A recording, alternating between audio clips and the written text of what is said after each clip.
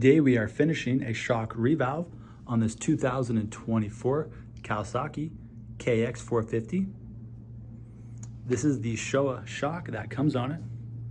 It still shares some similarities from the previous generation bike, the 2019 and 2023 generation Kawasaki KX450. And it now comes out on the left side of the bike compared to the right side. A lot of that has to do with the redesigned exhaust and airbox for the 2024. Also, what really stands out is the shock shaft assembly. As we can see, the bumper cup, the shock clevis, and all that is a newer design. This is a similar design to the Honda CRFs since about 2017 that started utilizing this design. In terms of the settings internally, so what I mean by that is the valving compared to the 2023 to 19 version, the settings seem to be pretty similar. Now there are some differences in the compression stack on the main piston and some differences on the compression stack inside the compression adjuster. However, the differences are pretty minimal.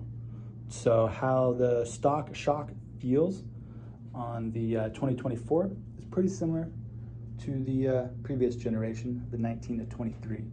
Now it's not identical because again, the settings are a little different. And more importantly than that, the entire bike is different for 2024, meaning new frame, new motor. So all of that has a big influence on the shock absorber also. So we're gonna get ready to start bleeding this thing up here on our shock vacuum.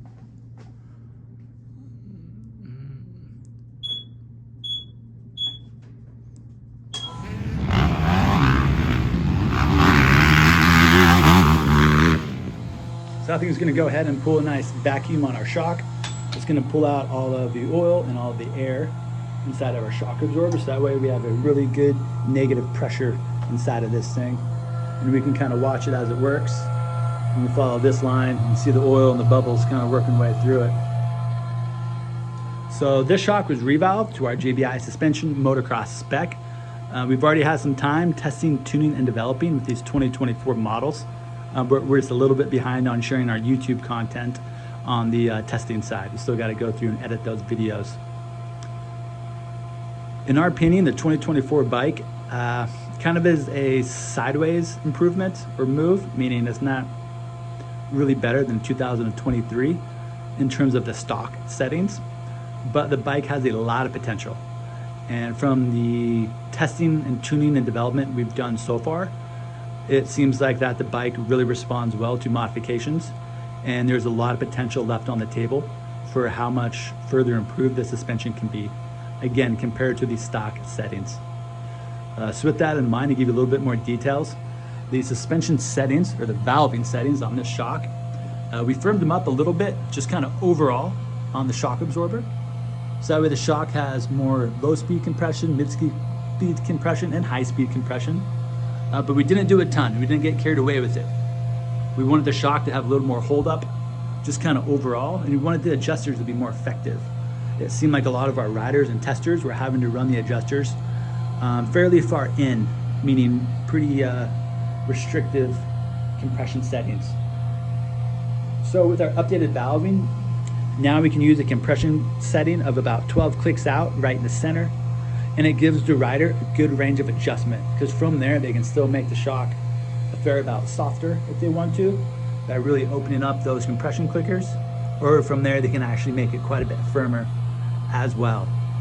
Now I know a lot of you might be thinking, well, is that going to ruin the plushness and comfort of the shock over small bumps? The answer to that is no, because again, we did improve the compression resistance of the shock, but we didn't go crazy with it. So really the initial bump compliance and absorption of the shock is very similar. However, the mid-speed compression and high speed is going to be a lot more noticeable and apparent, giving the shock much more hold up as well. Other updates we did was our JBI bladder cap. That is this piece right here. You can see that it has a Schrader valve on it. We use that so we can charge the shock with nitrogen and then also release it of nitrogen when it comes to service it. This is in comparison to the stock cap that comes on it. As you can see, it does not have a Schrader valve. Instead, it has a small hole with a rubber plug on the backside. We pierce these plugs with a needle in order to inflate the shock with gas or release the gas from it. While this style does work, it is very simple and effective. This self-sealing rubber isn't always 100% effective, and sometimes the nitrogen gas can leak out, making your shock perform very poorly. So at Ride JBI, we always change out these bladder caps for our bladder caps with a Schrader valve on it. Now that the vacuum process has been done, the shock is going to start being filled with oil. Now remember, we pulled the negative pressure in this.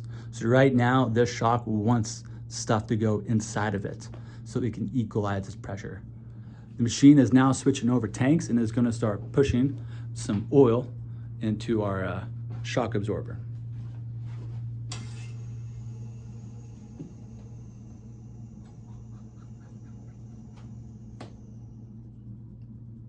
Beautiful.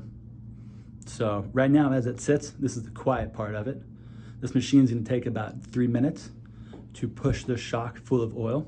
And this is the second cycle that we've done on it. So we already did this once, and now we're doing it one more time just to ensure that it's bubble free and going to work well. The last other add-on that we did is our JBI bumper. That's this piece here in black. It replaces the stock bumper that is here. As you can see, it's already started to yellow and get hard and brittle over time, even though this is a new bike. So our JBI shock bumpers, they're black. They're the same PUR foam material. It's just that we have a small rubber additive that makes the bumper black. That additive also keeps the bumper feeling soft, and it doesn't get dried out as quickly compared to the stock bumpers. And with the rubber additive, it helps seal the bumper, so that way it doesn't absorb moisture as quickly. So we also finished up a revalve on these forks today. I'll do a separate video on that. But so far, so good on these 2024 Kawasaki KX450 Showa shocks. Just to recap, again, the stock settings are pretty good, very similar to the previous generation model. But again, it won't feel identical just because the settings are a little different. And more importantly, the entire bike is different. And that has a huge influence on just how a bike feels in general. But there's a lot of potential on the table. And from the testing, tuning, and development we've already done on these shocks, we're really pleased with the improvements we've had so far.